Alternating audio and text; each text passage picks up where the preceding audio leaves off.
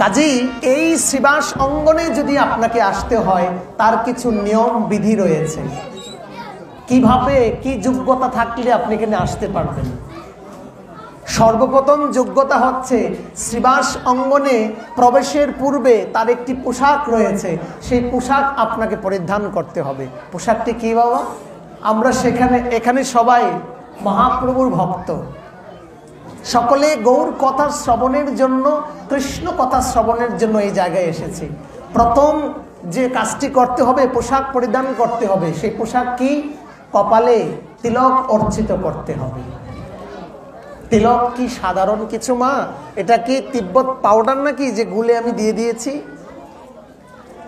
এটা হচ্ছে ব্রজের গোপীদের চরণ ধুলি।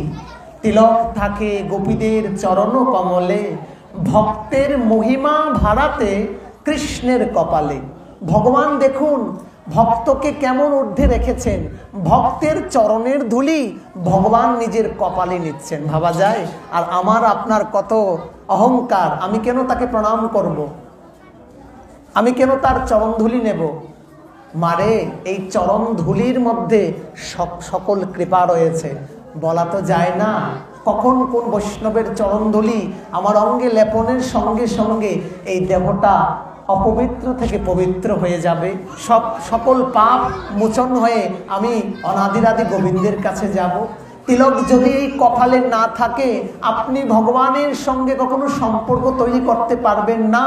শাস্ত্র জানালেন যদি এই তিলক কপালে অর্চিত না থাকে, আপনি যজ্ঞ করুন, দান করুন, যাই করুন, তপস্যা করুন, সমস্ত কিছু ব্যর্থ হয়ে যায়। কেন? এই ভক্তের মহিমা যদি ভগবান নিজের কপালে ধারণ করতে পারে, আমি কি ভগবান থেকে বড় বাবা? শাস্ত্র জানালেন নিজে আচারিলে ধর্ম অন্যকে শেখানো যায়।